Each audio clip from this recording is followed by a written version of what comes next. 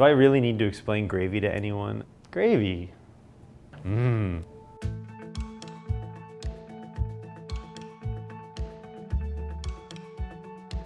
Gravy is a sauce made by taking a meat stock and also the drippings from a roast, such as a turkey, and thickening it with a roux, which is just a mixture of flour and butter.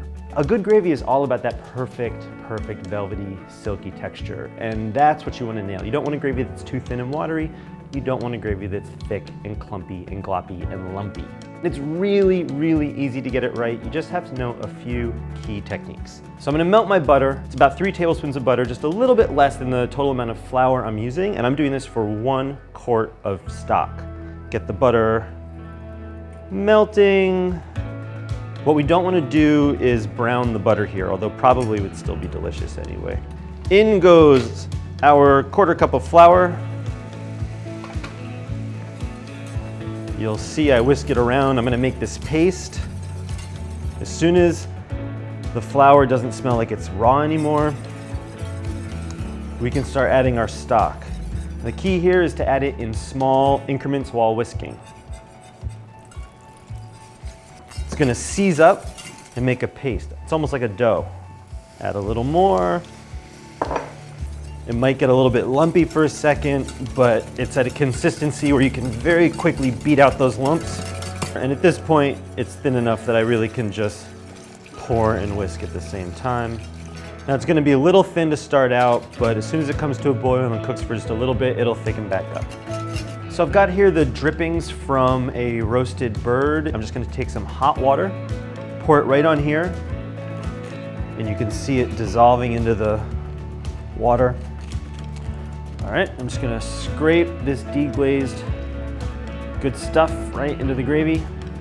So the gravy is a good consistency when it coats a spoon, and you can tell, you can like run a nice line through it.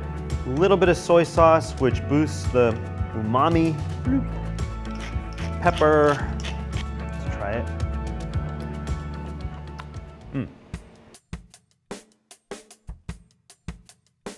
So let's say hypothetically that your gravy is too thin. What now? Well, you have a few choices. The first thing you can do is you can just reduce it down. The risks with reduction are, first of all, you lose volume.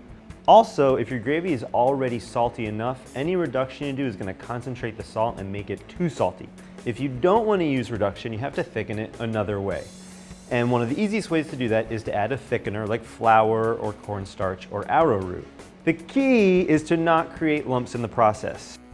So if our gravy is too thin, one thing we can do is make something called a beurre meunier, which is just a mixture of flour and butter. Kind of like a roux, except we don't cook it.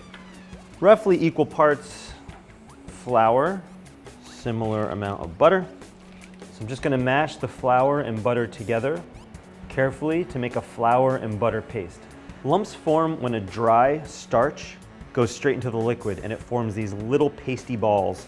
When you intersperse the starch with fat, that keeps the starch granules separate, and then when it goes into your liquid, you're not going to have the formation of lumps. So I just take it and I whisk it right into my gravy, and no lumps will form in the process. And the flour, after a few minutes, will start doing its thickening. So if I try to thicken it with cornstarch, what I want to do is make a slurry. I don't want to dump the cornstarch straight into my gravy because, again, I have a risk of lumps if I do that. So I'm just going to take my cornstarch in a little dish, and I'm going to add some of my gravy to it here first and stir it around. It's easy to get lumps out in a very small quantity of liquid. It is hard to get lumps out in a very large quantity of liquid. And then I'll put that slurry into my gravy and whisk that in. And once again, no lumps. With the help of either flour or cornstarch, my gravy is now back to a good consistency.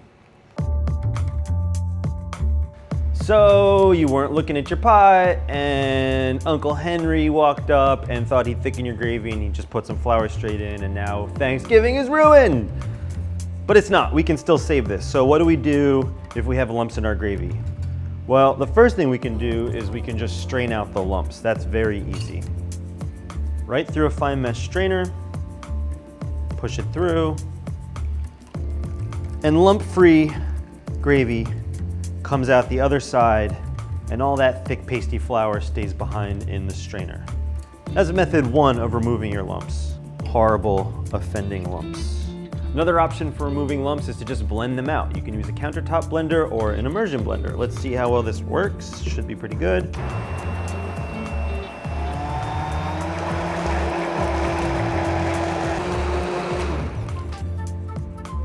So the moral of the story is lumps are bad, but lumps are also really easy to deal with, even if you make the mistake of introducing them to your gravy.